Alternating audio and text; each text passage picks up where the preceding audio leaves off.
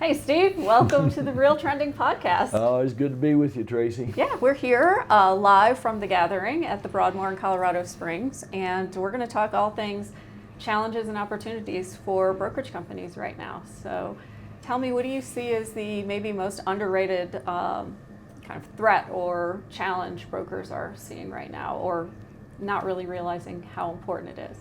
I think they're in real jeopardy if they get distracted by all the buzz about clear cooperation, but even more so AI.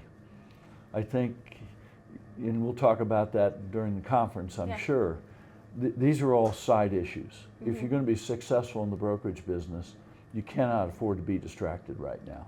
And so, let's talk about AI a little bit, because this recording will happen after the breakfast that you're going to have. So talk to me a little bit about what you see happening right now and where brokers' priorities should be. Despite all the technology, both inside our industry and outside, over the last 25 years, a couple of things is that fundamentally housing consumers are flocking to use agents more than ever before. So the more information and the more technology within the industry and available, the more they use agents, right? Mm-hmm. So now we have this AI, which I don't pretend to understand all the implications. I've seen it in use. Mm-hmm. It's a fascinating tool. I just can't, other than, again, structural things, I don't think it's going to change the relationship between an agent and a buyer or seller, or an agent wanting to be with a good brokerage company. I just don't see it at all.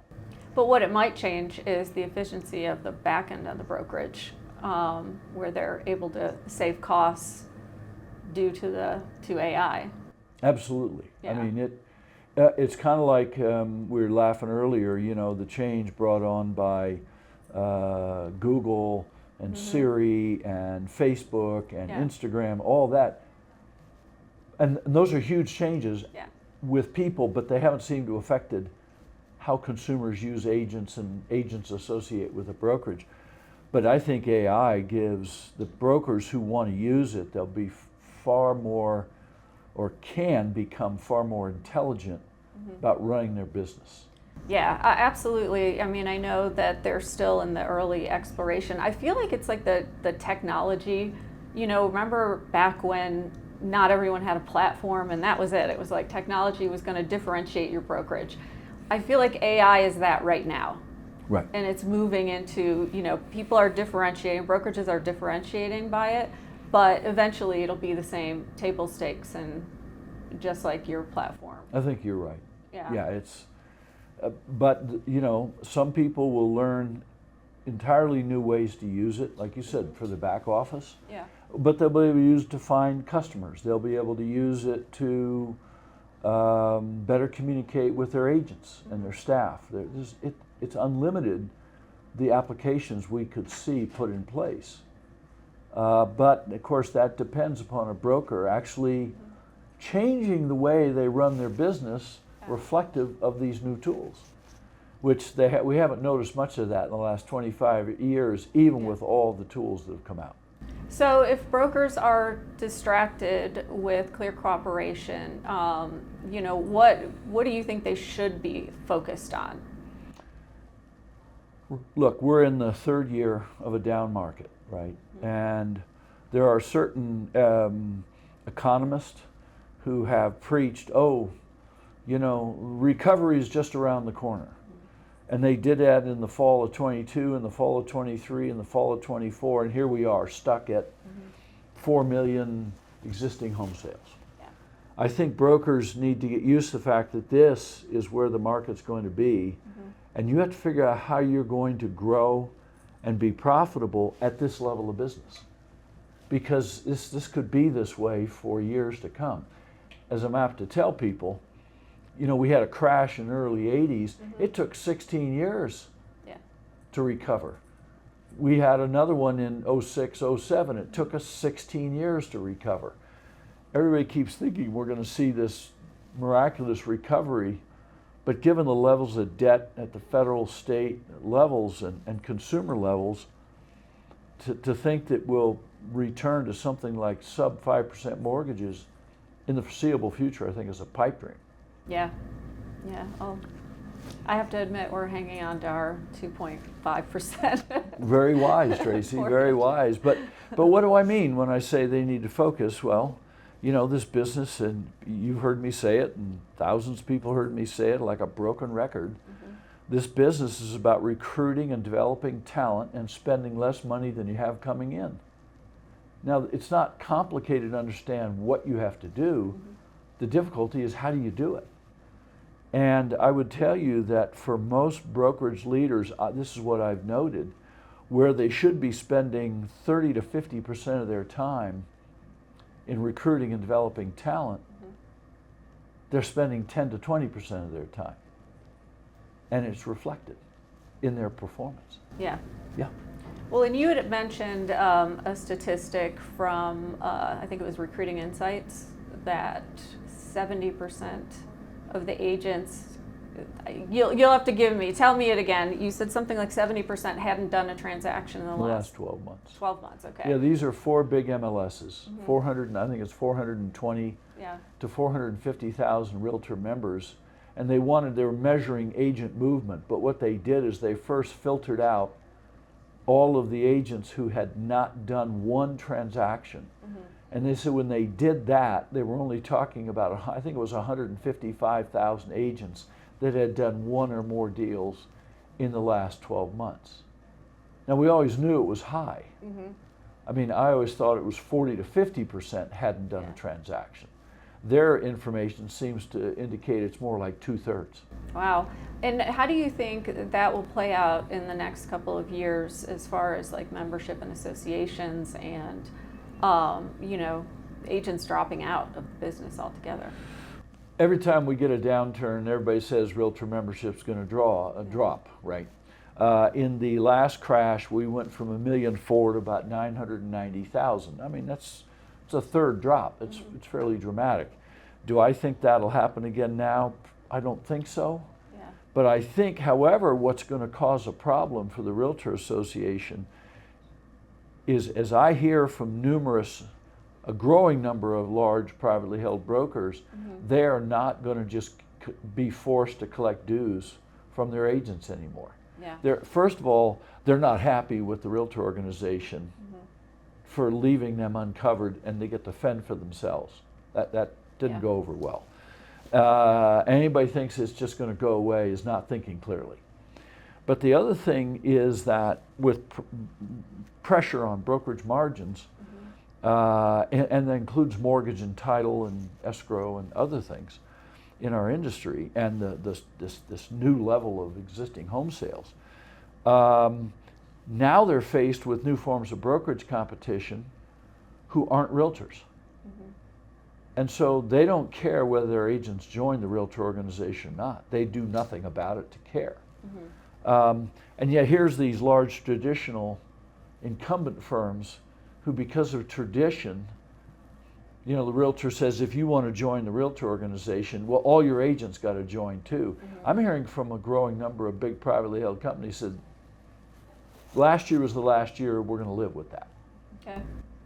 And I think that's going to create a problem.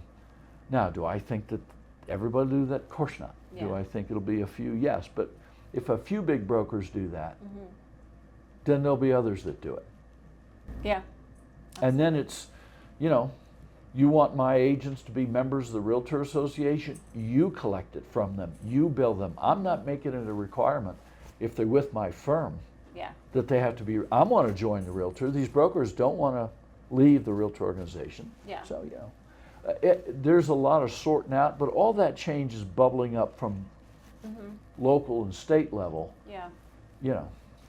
And how do you feel like you know, you talk to brokers every day, and you know, there was so much made of the settlement and ultimately what brokers had to change their policies and practices. Do you see that having a huge impact on brokerages right now? No. Okay. And no, why not? If I hear the story correctly, and I've heard it 100 times, The listing agent's position now is, I'm going to charge, X. That's my listing fee. Now, if you want to offer to pay the buyer's commission, that's your decision to make. Yeah. Seller goes, what do you think? Do you think it's a good idea? I do think it's a good idea because 85% of the buyers are being represented by a buyer agent who expects to get paid. Right. And so while we've separated them in the MLS, there's other ways that are legitimate that they communicate that they're offering co-op. And I think millions of conversations between listing agents and sellers, they're going, you know what, and the market has slowed. There's more inventory. I think it just makes good sense that not all sellers, but we've collected a lot of data. We still do 15 or more evaluations a month. We look at the data. There's no change in the average commission rate. Yeah. Not yet. Yeah, I haven't seen it in some of the studies I've done. They're mostly anecdotal, but yeah. Yeah, so. we've seen no change. Yeah, and that's interesting. Now, I've heard from, some other people who said they have seen a drop, but in general, I think even Redfin reported it, that there really wasn't a change at all. So. Well, I mean, you can look at the public reports of Compass and EXP and Fathom and Anywhere, Real Brokerage, Douglas Elliman. You can look at all those public reports. Yeah. I mean, that's a couple million transaction sides. And you just do simple math and it tells you, do we see a little bit of erosion? Yeah, we see Anywhere, for instance, strikes me, and I could be off a little bit, but I think their average now is 4.8. But that's not that far below where it was a year ago. Yeah. So. Yeah, so it's really been I don't want to say nothing burger because it impacted the industry quite heavily. The industry wrote checks of over $1 billion something. Yeah. And we're not done yet. Yeah. So what's the next legal threat that could possibly impact brokerage that they really should be, and what can they do to protect themselves from it? I frankly don't know. Okay. That's a fair statement. I'm sure there are always them out there. Yeah. I think this industry argument over clear cooperation, all this leaves different parties vulnerable for different reasons. If I'm a listing agent and I say to my seller, we want to go private exclusive for a month and we'll put it on MLS. And during that time we find a buyer for a number. And then the seller finds out a month later from their buddy down the road, I didn't know it was on the market. I would have paid more than that. Now this has happened in the past. Yeah. Whether it'll happen again, I don't know, and I'm sure I'm simplifying this too much. But I just smell that there could be something that's going to happen, but that's more of a isolated cases, I think, than just some industry-wide thing. Yeah, and let's talk a little bit about clear cooperation in the private listings because you have kind of a different take on it. And also, I feel like there's just a lot of noise around it, and I feel like it is a distraction right now. I don't really feel like it's something that necessarily needs the conversations that it's had. I mean, Compass's position and perhaps some others, if that's what they want or how they want to approach working with their sellers, as long as they do full disclosure and the seller makes choices, what's the old Clara Pell Wendy's commercial? Where's the beef? Right? Where's the beef? If the sellers understand what the options are and they choose, well, all right, so what's the beef about that? Zillow's response, cloaking themselves in the we're protecting consumers, is nonsense. They're protecting themselves. Because if it became a trend that a lot of national or major local regional brokers started doing private exclusives for a month or two, it would ruin the efficacy of the Zillow homes for sale website. I mean, it would put a hole in it. Yeah. Their credibility. So they're not fighting for consumers, they're fighting for themselves. And we've seen this happen in this industry before. People say, oh, I'm the one protecting consumers. You know, it's like this whole trial we just went through and all this litigation. I mean, I've been in 4 to 5 other antitrust cases. I mean, at the end of all, the outcome since last August is there were no consumers harmed. Yeah. Never were. They had plenty of choices. They chose not to choose Right. FSBO. They chose, and the same thing with clear cooperation. Yeah. If a consumer wants to do it and the company has a very thoughtful plan of how we're going to market your home to make sure you get the, Yeah. you know, Yeah. I mean, you got these new tools like these coffee cups sitting in a final offer. Yeah. I've seen that. That's pretty good. Yeah. That would alleviate a lot of that. Yeah. Perhaps something like that. Yeah. So I want to touch on, I know you and Scott have invested in a new M&A app. Yes. Can we talk about that? Yeah. Okay. FijiApp.com or FijiMarketplace.com. It's kind of like we're trying to slit our own throats, because what we're doing is we're putting an online valuation tool which we have tested fairly thoroughly. Yeah. And it's really good. And it cost about 10% of what it would cost you normally to use us or other valuators to get a good valuation and a report. Right. Now, it's a range, not a specific number, but it's very useful for a lot of purposes. Then, to eliminate some of the lack of transparency in the M&A market, we have a buy-side marketplace. So a broker can say, hey, I'm in Atlanta, I'm looking to acquire, here's who we are, and we're looking to acquire these kind of firms. Yeah. So it's a buy-side marketplace. Well, sellers anonymously can communicate with sellers, or a seller with buyers. Now, if they need our help, people like us to help, we're right there and it says so. So now we've got a transparent marketplace. The third thing, which to me is, I mean, all those things are valuable, but the third part, what we call Fiji Insights, is again an online tool. You can go in and enter data on your company. By the way, it's all confidential. We're not looking at your data. But it goes into the system and it pops up with a report that says, well, here's your revenues and expenses by category, and here's your key performance metrics, and here's how you stack up against your peers. By size, by region, so on and so forth. But also then we have what we call our sliders. So you got 6 or 8 sliders, so you can now put your data in, go over and say, well, what if I recruited 10 more average agents? What would that do for me? Or if I added a transaction fee, or if and you can just slide these back and forth, and it automatically adjusts your value and your EBITDA. Yeah. There's never been a tool like that available. And you can get this, you can get the whole package for like, I mean, one brokerage doing it by themselves, it's a yearly subscription of about $50 a month. Okay. And you get access to all that. And so, what if you were starting a brokerage today? What model would you choose? What would be your? How would you go about it? I would do something like the teams do. Frankly, I would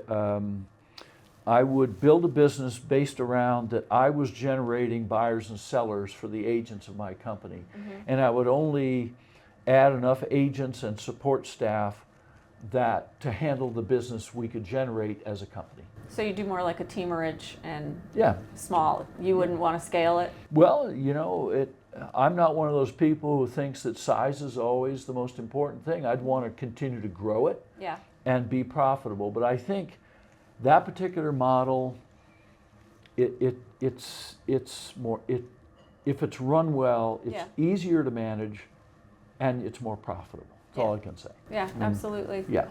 So my final question for our interview today is, what do you think brokers today need to do to, who have hit that stagnant area where they're not really growing anymore and they're trying to get above that? What do they need to do that? Whether this is a national or local firm, if you have now hit 2, 3, 4, 5 years of stagnation, you need to probably catch your breath, step away from the table with some good, smart people, and reimagine your business given the environment you're in now. Yeah. You not just do the same old things over and over and expect a different outcome. Right.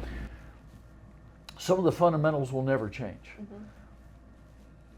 What do we need to do? You know, it's like when we had Paul D. Podesta. Yeah.